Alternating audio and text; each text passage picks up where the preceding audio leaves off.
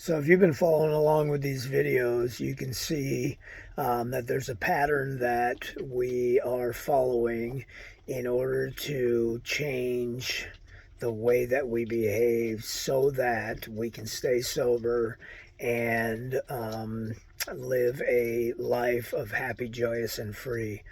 Free from anxiety, depression, fear, and the like.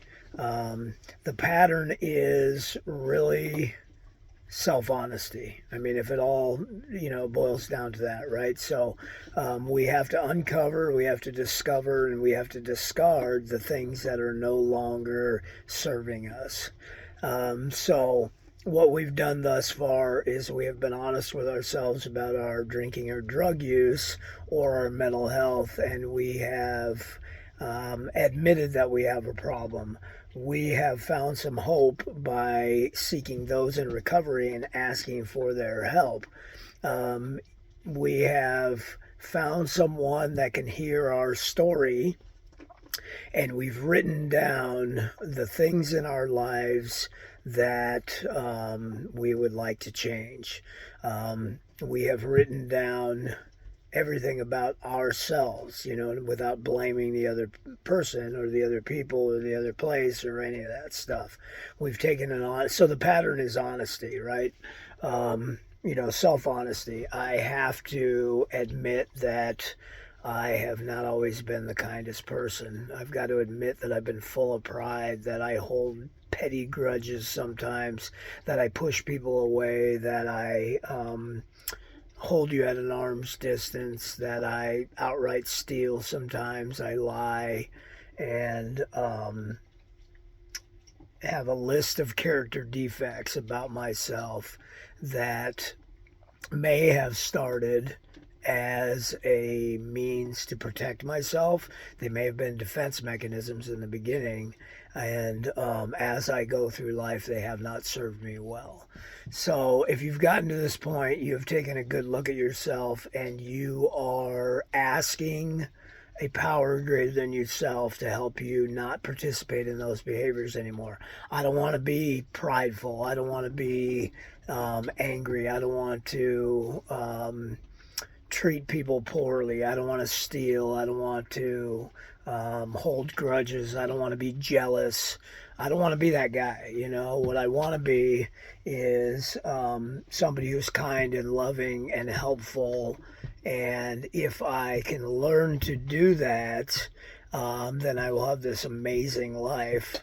Because if I do right, I will feel right. So now that I'm at this point in my recovery, what do I do next? Well, I've got to go back through my life and I've got to look at all the people I have harmed with those behaviors. All the people that I've pushed away, all the people that I've stolen from, all the people that I've lied to, all the people that I have treated poorly, sometimes violently, the relationships that I've walked away from and all that kind of stuff. And I want to make a list of all of those people right there so that I can go out and make a direct amends to those people. I've got to clean up. Being a different person is not good enough. I have to go back and repair the damage. I have to seek out those people who I have done damage to, and I have to ask them how I can repair the damage. Um, so first, I'm going to start with a list of those people, and again, like we did when we were writing down our story, we're not going to blame those people. It would be easy for me to say something like, I treated my dad the way that I treated him because of the way he treated me. It would be easy for me to do that, but I can't do that if I'm to recover. And so I got to go back and I got to start to make amends to those people without blaming them. I got to go to my dad and I've got to say something like, I am terribly sorry for the pain that I have put you through and the shame and the embarrassment of being a father to a son who has participated in some of the behavior that I participated in. I have blamed him for a lot of bad stuff in my life, and I've made him the scapegoat of a lot of my bad behavior, and it wasn't right to do that. And so I have to say that to him, and I have to ask him how I can repair that damage. How can I be a better son? How can I not treat him poorly anymore? That's the kind of thing that I'm going to do if I'm to be free of the shame that I carry around for the things that I've done. If you're anything like me in my drinking and drug use, I did some terrible things.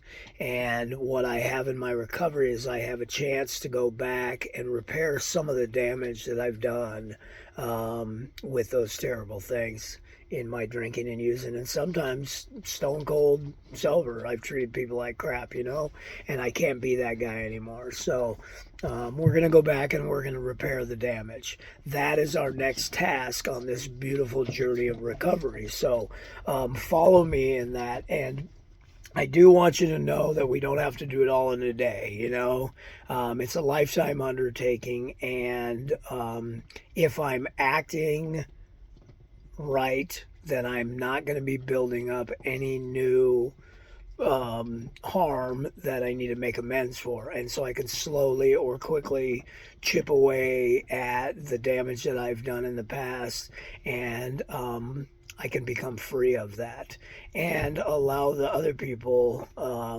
to be free of any anger that they may be holding because of the stuff that I've done. Forgiveness is a big deal. And on the other side of forgiveness is a freedom like you'll never know.